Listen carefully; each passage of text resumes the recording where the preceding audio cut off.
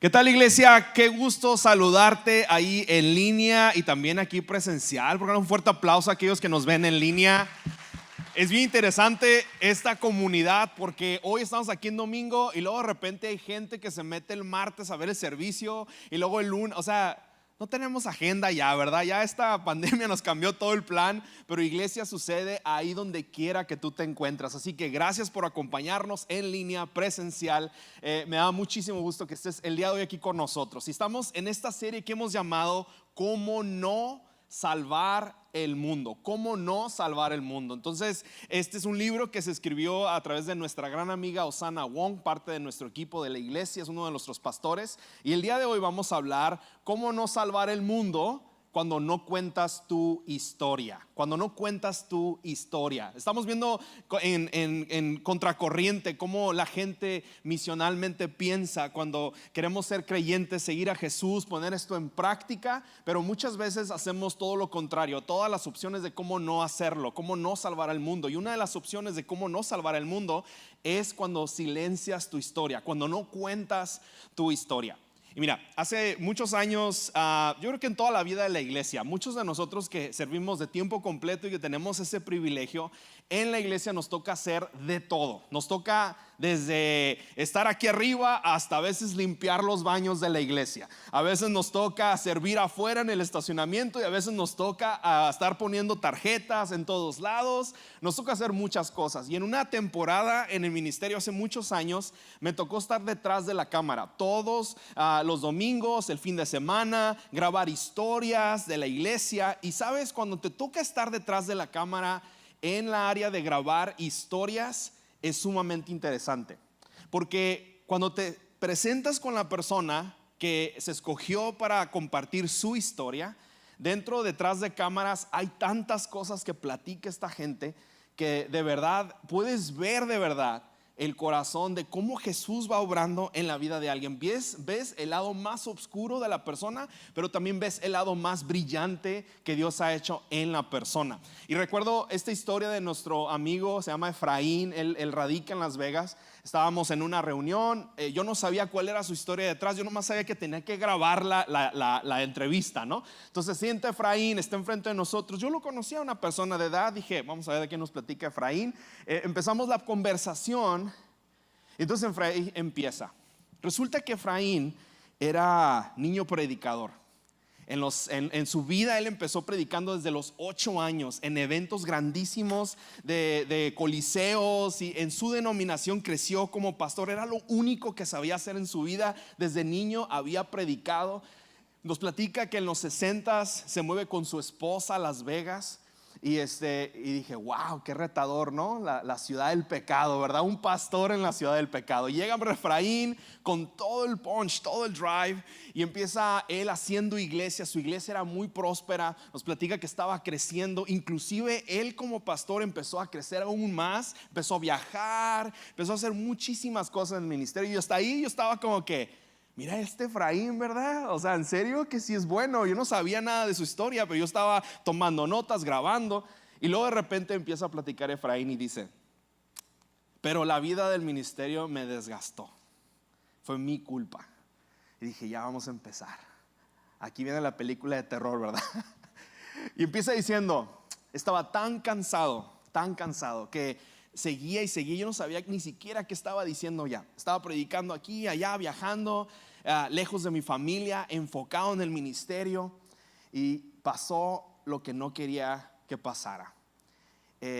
Una falla de moral sucede en un viaje de predicar en un país que él estaba en Puerto Rico. Una chica lo sigue hasta allá, Efraín me cuenta, pues, te cuento, Richard, pues era una modelo argentina y miembro de la iglesia. Una cosa nos llevó a la otra. Voy a predicar en tal iglesia. Esta chica ya venía buscándome, pidiéndome consejería. Yo le daba consejería, mi corazón estaba en la iglesia. Pero cuando llego de predicar, esta chica estaba en mi cuarto y la cosa cambió por completo. Cometió el más grave error que pudo haber cometido en el ministerio. Obviamente trae esto a los oídos de la denominación. Arrepentido de su fracaso, de lo que había cumplido, la denominación no supo cómo manejar esto y completamente borra el nombre de Efraín por toda la denominación. Lo corren, lo ponen en patitas en la calle, él pierde su ministerio, pierde todo, pierde su familia, pierde todo en la vida y terminó ahí, se quedándose en Las Vegas. Decía, nunca aprendí a usar un martillo, yo era lo único que sabía era predicar. Llego a un casino y empiezo a trabajar en el casino. Y dentro del casino, olvidándome de quién era yo, traté de ser alguien que yo no era. Pero donde sea que yo iba, a cualquier bar que yo llegaba a emborracharme con los amigos del trabajo, a cualquier lugar donde iba en Las Vegas, trataba de olvidar quién había sido antes. Dios ya no me iba a usar. Ya mi historia para Dios había terminado. Él había borrado todo eso por completo.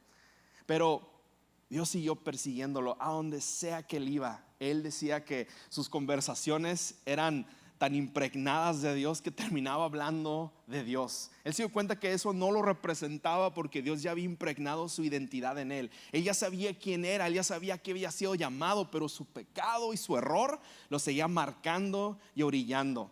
La vergüenza, ¿verdad? La carga de su pecado. Y Efraín dice que conoció eventualmente años más tarde a una persona en el trabajo y decía que sus conversaciones con ella siempre terminaban hablando de Dios. Esa relación de amistad se movilizó a un noviazgo que terminó en un matrimonio, y aún así ella, siendo creyente, yendo a una iglesia, él no quería ir a la iglesia. Habían pasado ya décadas, él no quería regresar a esa historia. Un día ella le dice, hey, vamos a la iglesia. Las cosas se acomodaron, él no quería ir. Llega Efraín como antes, ¿verdad? Agarra su Biblia, una biblionona grandísima, ¿verdad? Se pone su traje, llega a la iglesia, y cuando llega a la iglesia ve uno vestido peor de como yo vengo hoy, ¿verdad? Y dice, esto es una iglesia, estos son cristianos, estos están predicando lo que dice la palabra de Dios. Y él llega con sus propios prejuicios, dice, ¿qué pasó? Décadas habían pasado. Y llega a un lugar completamente diferente, que olía a Vegas y que era gente de Vegas, ¿no? Y está ahí en el auditorio tomando notas, está ahí en el auditorio escuchando la palabra de Dios. Y en eso el pastor habla acerca de Romanos 5:8, que cuando aún habíamos sido pecadores, Cristo murió por nosotros. Y Efraín en ese momento se revienta en llanto. Estamos ahí grabando, estamos igual como tú estás ahorita, estamos escuchando la historia y diciendo, ¿qué pasó con Efraín? Sabes, en ese momento, a pesar de que él ya había predicado ese versículo muchas veces, a pesar de que él había condenado a gente, ¿verdad? De que tenía que pedir perdón y estar de rodillas, su forma de predicar, no sé, él había dicho esto muchas veces, pero ahora el mensaje era para Efraín. Nosotros, escuchando su historia, él se convirtió en un miembro de la iglesia.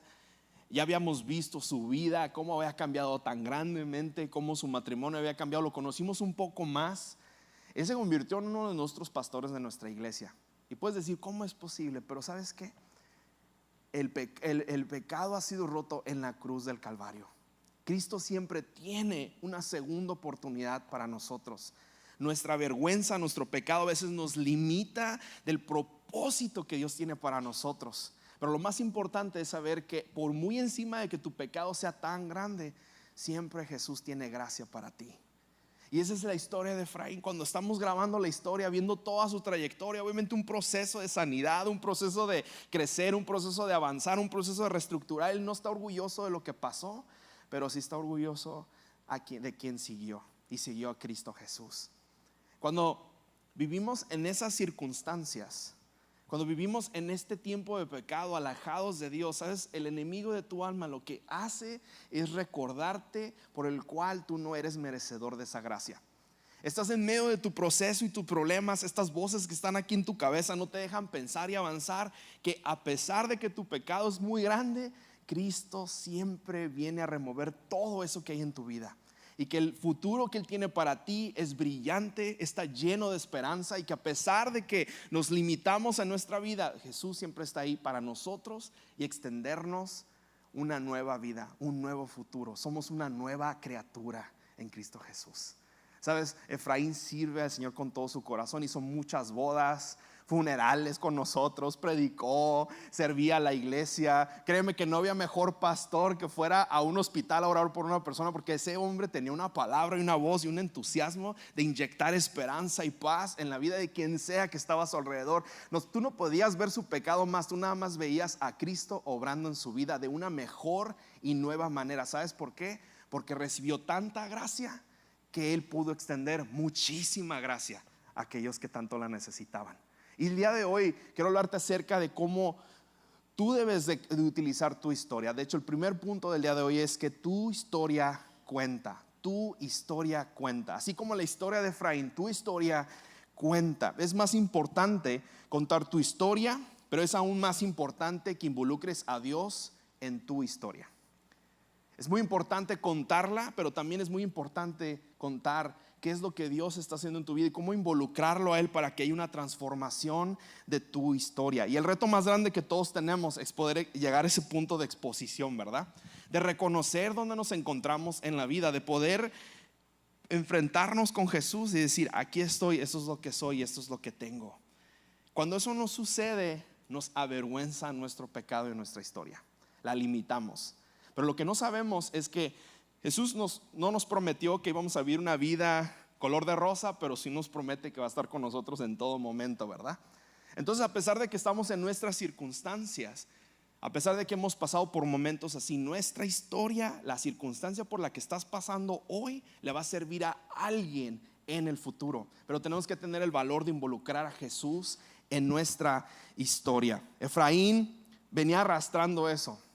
Por años iba al casino, vivía en Vegas, viviendo una vida que no era algo que no le correspondía. Pero no fue hasta ese momento que escuchó ese mismo versículo que ella había predicado muchas veces, hasta que lo hizo propio. A veces tenemos todo el recurso, ¿verdad? De juzgar, apuntar y decir y dictar de cómo una persona debe vivir su vida, pero hasta que no nos predicamos a nosotros mismos lo que Dios quiere dar a nuestra vida, entonces sí entendemos lo difícil que es estar en los zapatos de los demás. Y como creyentes debemos entender que nuestro testimonio, nuestra historia es lo más importante que alguien tiene que escuchar. Está bien que vengas a la iglesia, está bien que te sepas toda la Biblia, está bien que sepas todo esto. Esto es parte de nuestra vida, es importante, es nuestra responsabilidad. Pero aún más importante es cómo tú y yo vamos a poder ser vulnerables, de poder contar nuestra historia de Jesús a quien sea que quiera o necesite a Jesús en su vida. Tu testimonio cuenta. ¿Sabes? En la palabra de Dios podemos ver a este personaje que se llama Pedro, ¿verdad? Simón Pedro. Y Pedro era medio bruto, ¿verdad? Dice la palabra de Dios. Era bien atrabancado, yo creo que era norteño Pedro. Y Jesús lo encuentra en su oficio, pescando. Jesús encuentra a Pedro ahí en ese lugar. Pedro ve quién es él, conoce quién es él. Y escuchó que había milagros. Su hermano le cuenta más o menos qué es lo que había visto a través de Juan el Bautista, y viene corriendo y le cuenta de Jesús a Pedro. Pedro se encuentra con Jesús en una barca. Están tratando de pescar toda una noche y no pescan nada. Jesús se presenta en la mañana, predica y se va junto con él en el barco y le dice: vamos a echar las redes del otro lado, del lado derecho. Y Pedro decía: yo ya pesqué, ya traté de hacer todo lo que, pues no pescamos nada, Jesús. Y ve este grandioso milagro donde hay una gran pesca. Ahí conoció Pedro a Jesús. Jesús ya sabía quién era. Y hubo este gran momento donde él pasó de ser alguien que sabía de Jesús a ser su discípulo. Por 3 años caminan juntos. Sabe quién es Jesús, sabe que Él es el Hijo de Dios, ve milagros, ve todas estas cosas increíbles. ¿Y qué pasa? Él lo niega 3 veces, ¿verdad? ¿Te acuerdas esa historia? Siempre la contamos en Pascua. 3 veces antes de que cante un gallo, él niega a Jesús. Es un desertor, es un traidor, corre con vergüenza y se va. Después Jesús resucita después de morir en la cruz del Calvario. ¿Y dónde crees que Jesús encuentra a Pedro? Después de ser resucitado, después de andarse apareciendo por todos lados, Jesús llega a la orilla del mar. Pedro viene de pescar con sus amigos, avergonzado, regresa a su pasado, regresa a lo que nada más sabía hacer en la vida, regresa a su nueva vida a su antigua vida con sus antiguos amigos. Está haciendo lo que él no nada más sabe hacer, avergonzado de haber negado a Jesús. Y Jesús de lejos le grita, ¿no? Y le dice: hey, ¿Por qué no echas las redes del otro lado? Y están ahí todos sus amigos y dicen, este cuate ¿qué sabe? Tenemos todo el rato tratando de pescar. Y Pedro se queda pensando, espérame, ¿qué? Echa las redes del lado derecho. Y se va acercando a la barca y Pedro se emociona y dice, este no es un hombre, a esta voz yo la conozco, este es Jesús. Echan las redes del otro lado y ¿qué pasa? Hay un milagro nuevamente, ¿verdad? Encuentran los peces, los suben a la barca y entonces se acercan y Pedro se le acerca a Jesús y lo encuentra y dice, tú eres el Mesías, has regresado, has resucitado. Está Pedro y Jesús nomás le pregunta 3 veces, ¿me amas, Pedro? ¿Me amas? Y dice, me preguntas 3 veces, las mismas 3 veces que yo te negué, me sigues preguntando. Yo te amo con todo mi corazón, Jesús, con todo mi corazón. Y hay una reconexión ahí. Y entonces Jesús le da un nuevo mandato y le dice, ahora sí, mijito, te vas a ir a ser pescador de hombres. Necesito que cuides a mis ovejas, necesito que muevas esto. Y Pedro se convierte en uno de los que estaban ahí haciendo un movimiento de creyentes. Gracias a personas como Pedro, tú y yo estamos aquí conociendo a Jesús. ¿Sabes? A Jesús le gustan los detalles. Jesús usa los detalles de tu historia. El siguiente punto es que Dios usa los detalles de tu historia. Los detalles, así como Pedro, ahí donde lo encontró, lo volvió a reconectar. En ese mismo lugar, pescando, en ese mismo lugar del milagro, vuelve a ser. Pedro vio todo. Pedro es el único en la historia que ha caminado sobre el mar, que ha tenido las agallas de hacerlo. Es el único que ha visto hacer milagros a Jesús y aún así lo negó. Y sabes, como Efraín, es lo mismo. Dios sabe quiénes somos como seres humanos. Dios sabe que vamos a fallar porque el pecado está en nosotros. Pero en Cristo Jesús somos una nueva criatura. Tenemos un nuevo comienzo. Tenemos un futuro lleno de esperanza. Tenemos eternidad junto con Él. Él regresa una y otra vez con nosotros. A pesar de tus errores, Él siempre está dispuesto a perdonarte. A pesar de que tú tengas tus planes, Él tiene un mejor plan para ti, para tu vida, para tus hijos, para tu esposa. No nada más para ti ni para tu familia, sino las próximas generaciones. Él tiene un futuro lleno de esperanza. Iglesia, si no estás animado hoy, no manches, no hay, está animado aquí, ¿verdad? Escucha el mensaje, porque no es un fuerte aplauso a Jesús. Él tiene algo grande para ti. Tiene algo grande para todos nosotros. Tu historia cuenta y Dios usa los detalles de tu historia. Efesios 2:10 dice, pues somos la obra maestra de Dios. Escucha bien. A pesar de que estés bien feo, eres la obra maestra de Dios. Él nos creó de nuevo en Cristo Jesús a fin de que hagamos las cosas buenas que preparó para nosotros tiempo atrás. El enemigo de tu alma se encarga de echarte en cara tu pasado, pero Dios se enfoca en lo brillante que puede ser tu futuro.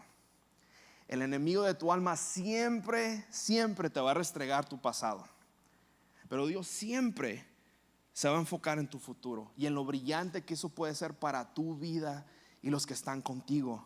Por eso es importante, cuenta tu historia, porque Dios se deleita en nosotros, se deleita cuando hay un reencuentro con Jesús, pero el enemigo también se deleita cuando hay vergüenza en tu vida. ¿Sabes? Dios te abraza. Dios está esperando con ansias ese momento en el que tú te reencuentres con Él. Pero también el enemigo te atrapa a través de las mentiras que Él pone en tu cabeza. Y eso es muy importante poder debatirlo, porque esto lo batallamos tú y yo y todos nosotros todos los días. Tenemos desconfianza de nosotros mismos, pensamos cosas que no son verdad de la otra persona que está pensando. Pero Dios se deleita y te abraza aún en tu momento más vulnerable. Y el enemigo siempre te va a recordar que no vales la pena. Él siempre te va a realinear una y otra vez. Pedro sentía vergüenza en él, sentía que él no era la persona ya correcta, pero Jesús tenía un nuevo futuro para su vida. Tenía algo nuevo y fresco para él. ¿Sabes? El siguiente punto es que Dios convierte tu pasado en propósito. Dios convierte tu pasado en propósito. Y estamos ahorita en la temporada de grupos y estamos animando a todos que se inscriban y que llenen sus tarjetas y que pidan información, y nosotros lo vamos a hacer llegar. ¿Sabes por qué? Porque realmente creemos que esta no es una iglesia que tiene grupos, es una iglesia de grupos. Es una iglesia de grupos. En esos grupos suceden muchas cosas. Parece que puede ser retador para alguien que va a abrir un grupo por primera vez, pero sabes que uno recibe tanto como aquel que recibe al llegar a tu grupo. En esa mesa, en ese lugar, hay conversaciones de fe que no vas a escuchar aquí el domingo. Hay momentos donde hay vulnerabilidad dentro del grupo. Hay momentos donde escuchas lo bueno que Dios está haciendo en la vida de los demás, que tú necesitas ser reanimado para iniciar tu semana. En esos grupos vas a encontrar matrimonios restaurados, vas a encontrar hombres saliendo de sus adicciones, vas a encontrar mujeres llenándose de fe, llenándose de ánimo, animándose unas a otras. Vas a encontrar hombres también igual animándose unos a otros. Vas a encontrar paz, vas a encontrar futuro, vas a encontrar una luz donde no hay luz, o donde no creías que iba a haber luz. Sabes, es un momento muy vulnerable y donde lo que se habla en la mesa se queda también en la mesa. No crean que andamos contando la vida de todos, pero yo me he visto vulnerable en momentos de grupo. Cuando mi esposa y yo hemos dirigido grupos, te voy a contar algo bien brevemente que no me enorgullece, pero también me siento contento de esa vulnerabilidad que sucedió en esa mesa. Una de las cosas que hemos siempre dicho, especialmente con parejas, es que dentro de nuestro matrimonio la palabra divorcio no existe. Y créeme que si tú conoces a mi esposa, cuidado, no se crea. Es bien buena onda mi esposa. Yo soy soy bien sanguíneo, pero ella es bien buena onda. Y bien chistoso una vez en un grupo, me acuerdo que estábamos platicando y compartiendo, y era un grupo de parejas. Y hablamos un poquito acerca de nuestro pasado, de los principios en nuestro matrimonio, ¿no? Y entonces, obviamente, pues digo, es difícil dirigir un grupo cuando eres pastor, pues, y las mismas personas son de la iglesia, ¿verdad? Y tiene que uno que ser vulnerable. A mí me gusta quitarme la gorra de pastor y decir, yo también soy igual como tú. No soy ninguna persona diferente. Somos iglesia, somos humanidad. Donde hay humanidad siempre va a haber problemas, ¿verdad? Pero lo más importante es que Jesús está en la mesa junto con nosotros, ¿verdad? Eso es lo más importante. Entonces mi esposa empieza a platicar ahí, dice, en medio de ser vulnerables de nuestros primeros años de matrimonio, yo dije, ¿sabes qué? Sí estuvo difícil, sí la pasamos difícil. Y luego mi esposa, sí estuvo bien gacho. Los primeros años Richard no levantaba sus calcetines, ¿verdad? Esperaba que la ropa estuviera planchadita todos los días. Tú sabes bien cómo pasa, ¿no? Yo era hijo único, imagínate. Ay, mi mamá, si me estás viendo, ma, qué show, ¿cómo estás? Yo me quitaba la ropa y mamá ya la estaba lavando, ¿verdad? Bien buena onda. Yo llego y me caso y estoy esperando que la ropa esté planchada y lavada. Y pues mi esposa, hey, yo trabajo, tú también trabajas, mijito, ¿verdad? Pues que no sé planchar, pues yo tampoco. Ah, caray, no, ya sabes, ¿no? Ya sabes. Primeros años de matrimonio, no pasa nada. Ya ahorita sobrevivimos, ¿verdad? No me vea la camisa, pero sobrevivo, sobrevivo. Y en medio de tanta vulnerabilidad, ¿verdad? En la conversación, mi esposa dice, pues nunca había dicho esto, pero de verdad que en el primero 2 años de casado pensé muchas veces en separarme. Y yo me quedé, karate. Volteo a ver a mi esposa y dije, yo también lo pensé. Pensé que esto había sido un error. Yo dije, yo llegaba a mi casa y decía, es que, ¿por qué peleamos tanto? De novios estaba todo bien, ¿verdad? Y no le estoy atinando a lo que tengo que atinarle ya de casados, algo cambió. Yo le decía a Dios, esto no es lo que yo me imaginé como un matrimonio, ¿verdad? Yo pensaba estas cosas, lloraba y renegaba con Dios. Y luego mi esposa, por otro lado, sin yo saber, ella también renegaba con Dios, ¿verdad?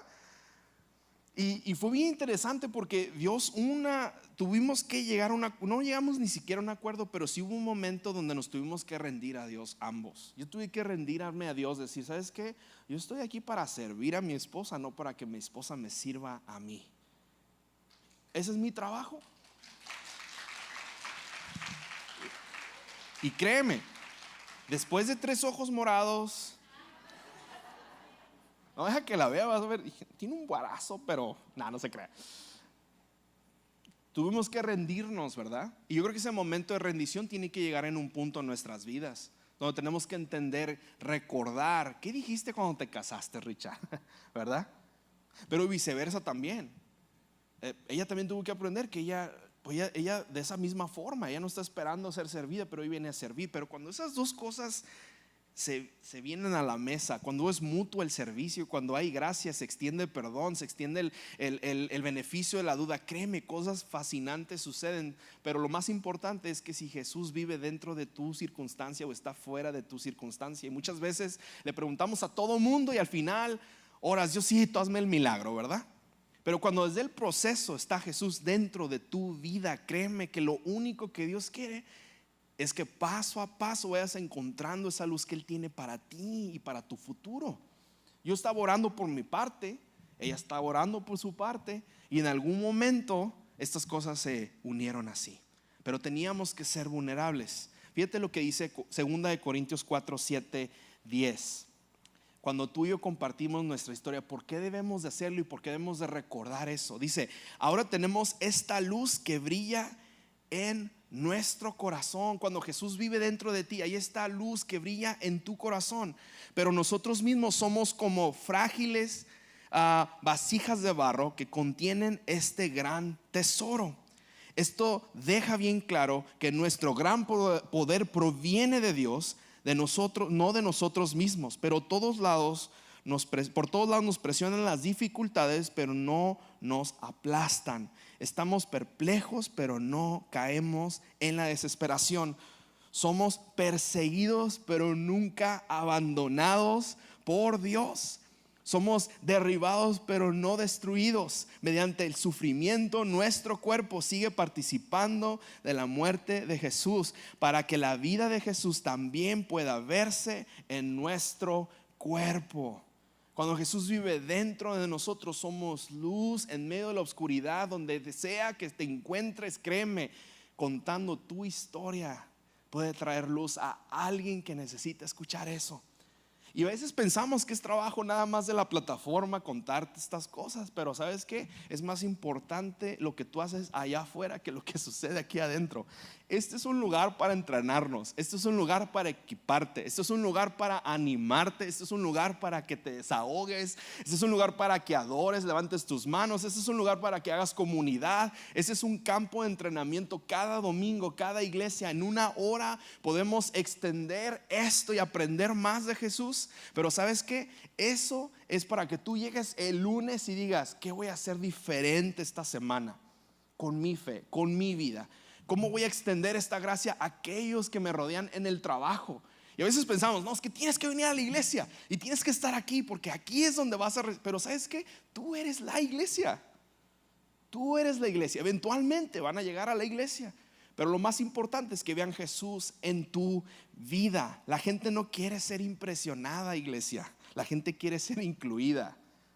La gente no quiere ser vista, quiere ser reconocida, quiere ser parte de algo. La gente quiere sentirse que no están solos. Y cuando ellos ven a Jesús contigo, fuerte, ¿verdad?, recibiendo paz y esperanza, cuando créeme que las cosas salen más mal, todo el mundo va a voltearte a ver qué va a hacer esta persona que tiene a Jesús en su vida. ¿Cuál va a ser su reacción ante las circunstancias? ¿Cuál va a ser qué es lo que va a aplicar en su vida? ¿Qué es lo que va a ejecutar? Siempre la gente va a voltearte a ver a ti. ¿Por qué? Porque tú tienes algo especial que la gente no tiene aún. Pero hemos sido llamados a ser esa iglesia allá afuera. Así como Pedro le daba mucha vergüenza, así como Efraín le daba mucha vergüenza ser Efraín, no quería ser reconocido y que nadie supiera quién era él. Pero su historia ha impactado la vida de muchas personas, no nada más dentro del ministerio, pero fuera del ministerio. Cuenta tu historia, porque tu historia cuenta. Dios, por último, Dios usa nuestras verdaderas historias para mostrarnos su verdadero poder. Dios usa nuestras verdaderas historias para mostrar su verdadero poder. Sabes, en los últimos días de Jesús, Él pues ya estaba siendo perseguido, estaba causando una gran incomodidad entre los creyentes, especialmente en los judíos. Habían pasado muchas cosas y Jesús tenía un amigo. Jesús tenía un amigo que lo había apoyado él, Marta y María, eran compas de Jesús, a pesar de que Jesús tenía a sus discípulos. Estos cuates, se dice en la palabra de Dios, estudia que pues eran personas pues que tenían un estatus de clase social media, y ellos apoyaban financieramente muchas cosas que Jesús hacía.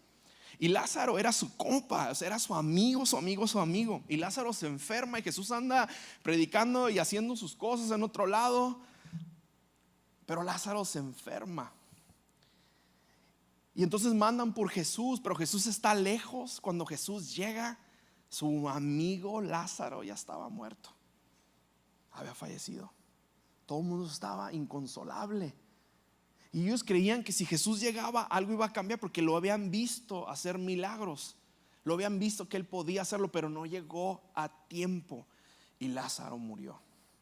Yo no sé si conozcas esta historia o sabes de qué estoy hablando, pero tengo una foto de mi amigo Lázaro, aunque tú no lo creas, y te la voy a enseñar. ¿Sí me pueden poner? Este es Lázaro. Lázaro es el primer zombie en la historia de la humanidad. Y te voy a decir por qué. Este es Lázaro. Ya sé que vas a decir, ¿por qué me ponen una foto así, no, en el servicio? Lázaro es mi portaplumas. Él está en mi escritorio. Y así le puse Lázaro. Ahora te voy a explicar por qué. Ya sé que te estás sacando de onda. Dices, no tiene sentido, ¿por qué me pone esto, verdad? Pues estamos hablando de películas de zombie en una iglesia. Bueno, te voy a explicar por qué. Lázaro era su amigo, ya había muerto, ya lo habían enterrado. Cuando Jesús llega, pues todo el mundo está, pues llegaste tarde, ¿no? Marta, María están llorando, está sucediendo un desastre. Él es su amigo, pero Jesús sabe dónde va a estar Lázaro después de la vida. Él sabe que está bien, pero la gente no lo puede entender. La gente no puede entender dónde está Lázaro, por qué no está vivo. Y yo creo que nos pasa a nosotros también cuando perdemos un ser querido, no entendemos por qué. Pero Lázaro era amigo de Jesús. Él iba a tener cuidado de su amigo, pero el dolor y lo que estaba pasando enfrente de él conmovió su corazón. Y ahí es ahí donde vemos el versículo más pequeño de la palabra de Dios. Jesús lloró. Jesús lloró. Y Jesús va a donde está el sepultado Lázaro. Y entonces llega ahí y le grita de lejos: Lázaro, sal, levántate. Y se abre esa onda, la piedra que tenían ahí.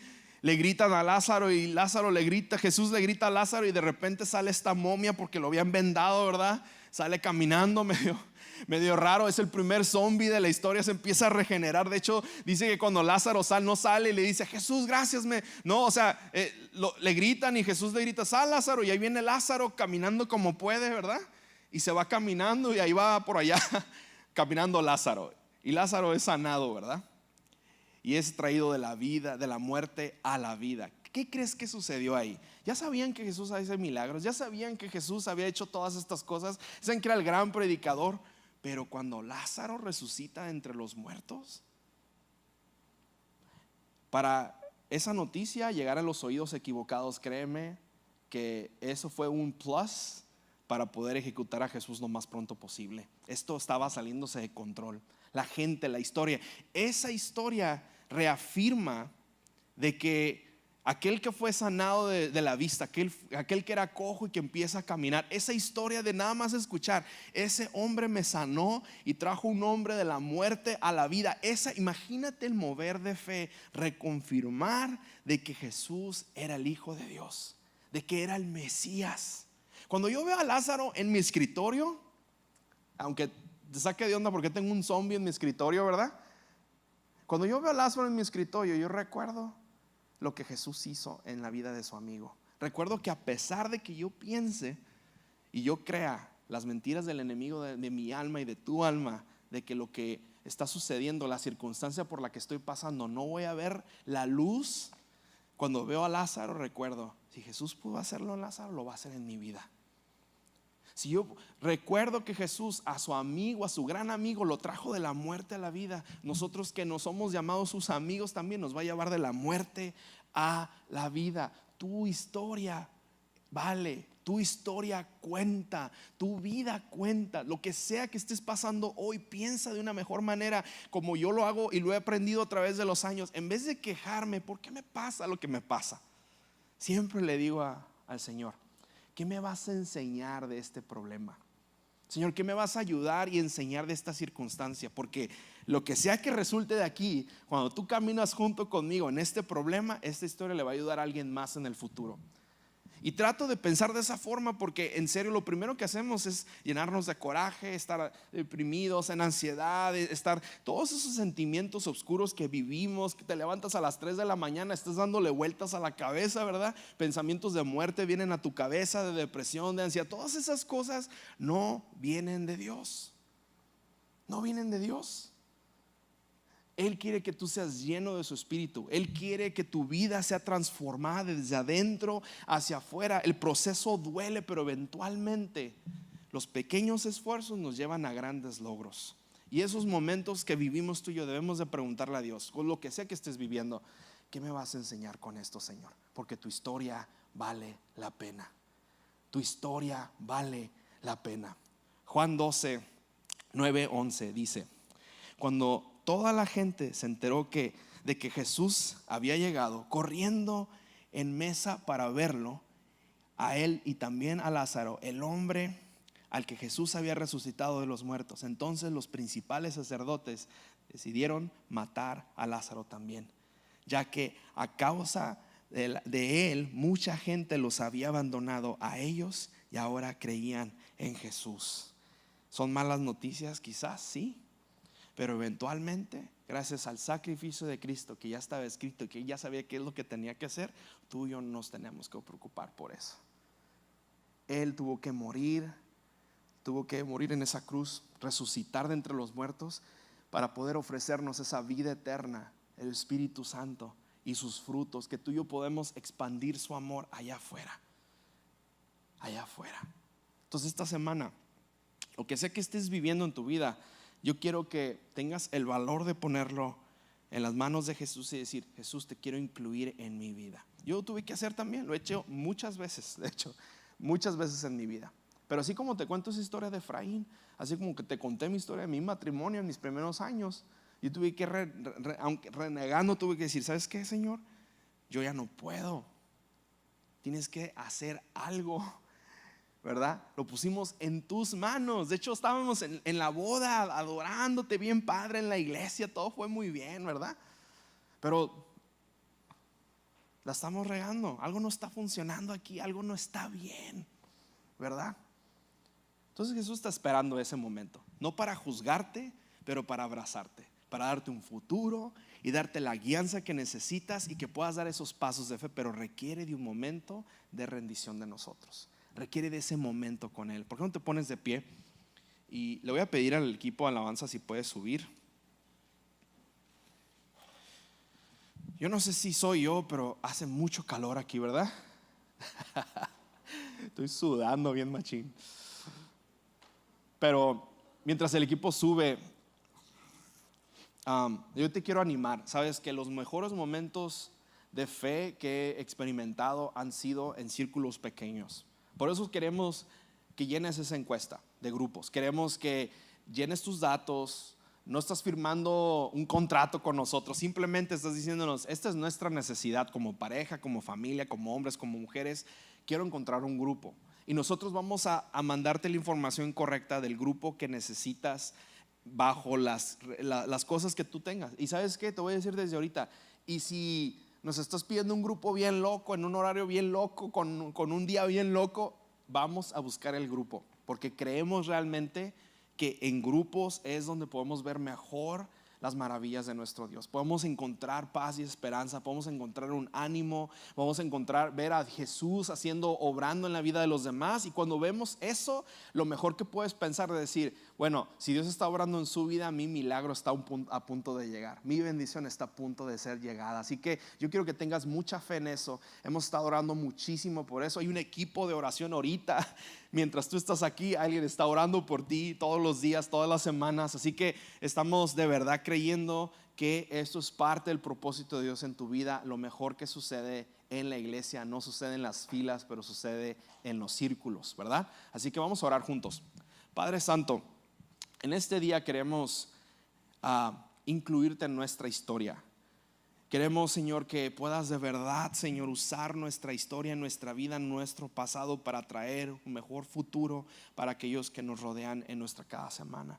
Padre Santo, ayúdanos a tener el valor de enfrentarnos contigo, ponerlo todo sobre la mesa y ser vulnerables y honestos, reencontrarnos contigo. Te pido, Dios Santo, que puedas traer restauración en cada hogar, en cada persona aquí viéndonos en línea o igual aquí presencialmente, Señor, que cada casa y hogar representado, que tú puedas traer una restauración y una renovación de adentro hacia afuera, que tu Espíritu Santo los pueda guiar a tomar las decisiones conforme a tu corazón y no conforme a sus propios planes. Dios, yo te pido, Señor, que tu paz, que tu esperanza, que sobreabunda en nosotros y que tu Espíritu Santo nos permita poder mostrar la mejor cara de Jesús allá afuera. Padre Santo, te pedimos toda necesidad que sea suplida en tu nombre y en esta semana. Y gracias, Padre, por la paz y la esperanza y dar tu vida por nosotros en este día. En nombre de Cristo Jesús, todos juntos decimos amén. Damos un fuerte aplauso al Señor. Y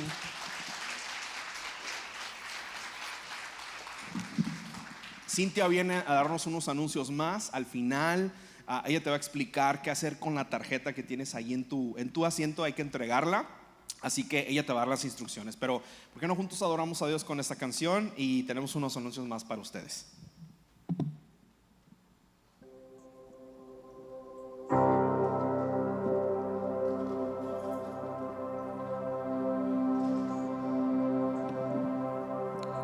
¿Quién soy yo para que el gran Rey me acepte así? Me encontró en mi perdición su amor por mí, oh, su amor por mí. Libre soy en él, libre en verdad, soy hijo de Dios, si lo soy. Libre soy, él me rescató, su gracia en mí. Aun siendo yo pecador, él murió por mí. Él murió por mí. Libre soy en él, libre en verdad, soy hijo de Dios, si lo soy. Y en tu casa, Dios,